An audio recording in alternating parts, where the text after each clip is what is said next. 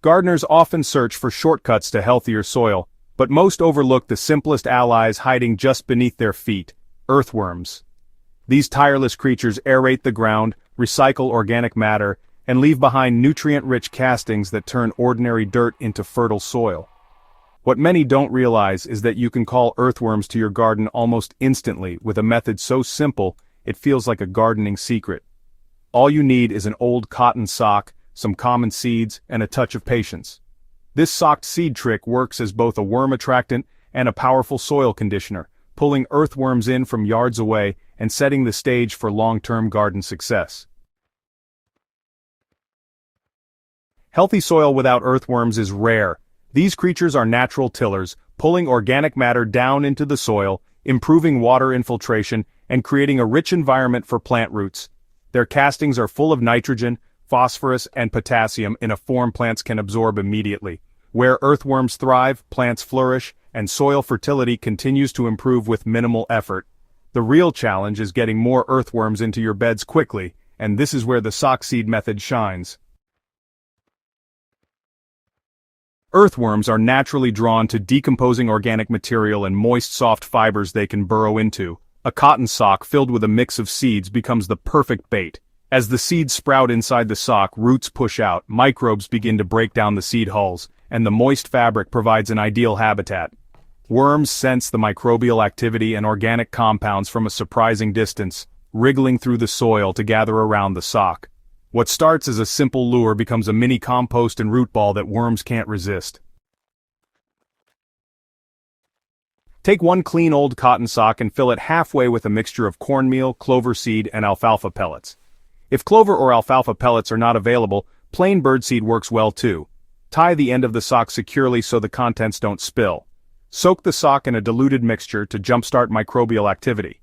Combine 1 cup of unsulfured molasses with 1 gallon of water, and pour this evenly over the sock until it is thoroughly moist but not dripping. This combination of seed, natural sugar, and moisture is irresistible to microbes, and where microbes go, worms follow. Bury the sock about 2 to 3 inches under the soil near your garden bed, compost pile, or raised bed corner. You want it close enough to the surface that sprouting seedlings can access light, but deep enough to maintain steady moisture. Water the area lightly every day for about a week, making sure the sock stays damp. Within 7 to 10 days you'll notice worm tunnels leading directly to the sock. If you dig around carefully, you'll find the fabric swarming with earthworms feeding on the organic matter and bacteria surrounding the sprouting seeds.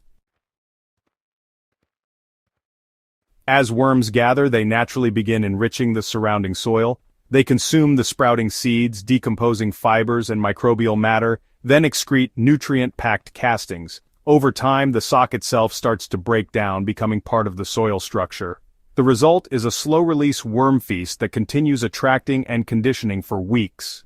Gardeners often notice that soil texture improves dramatically in these areas, crumbly, aerated, and loaded with organic life. One sock is good, but several placed strategically across the garden can create worm hotspots that eventually connect into a thriving underground network. Place socks in the corners of raised beds around fruit trees or near crops that crave rich soil like tomatoes, peppers, and squash. Rotate the socks every month or two by adding fresh ones, and within a season you'll notice an overall increase in worm populations across your growing spaces.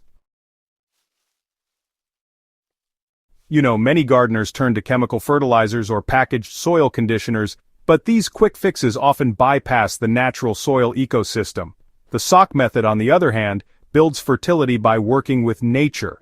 Instead of adding short-term nutrients, it invites worms to create a permanent fertility cycle. And, well, every worm that arrives continues enriching soil long after the sock has vanished.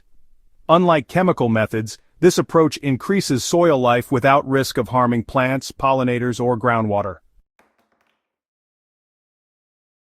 Moisture is key. Earthworms move through damp soil, so keep the area watered but never waterlogged. Mulching around the sock with shredded leaves or grass clippings provides extra food and shade, helping worms feel secure. Avoid chemical pesticides and salt-based fertilizers anywhere near the sock, as these can repel or kill worms. If you want faster results, sprinkle an additional half cup of cornmeal directly into the hole before burying the sock. Worms devour cornmeal eagerly. Within weeks, you'll notice plants around worm hotspots growing more vigorously.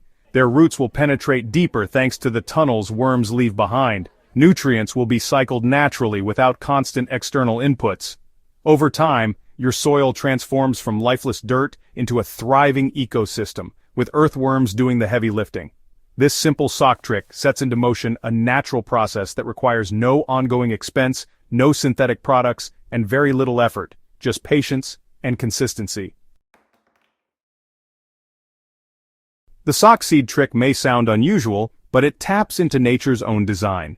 By combining seeds, natural sugars, and cotton fibers, you create an irresistible habitat that pulls earthworms in from yards away.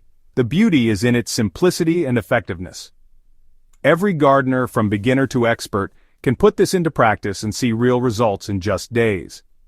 Healthy soil is the foundation of every successful garden, and earthworms are the builders that make it happen. If you want richer harvests, stronger plants, and long-term soil health, give this method a try. You'll be amazed at what one old sock can do. If you found this guide helpful, subscribe to Master Gardener and share this with fellow gardeners.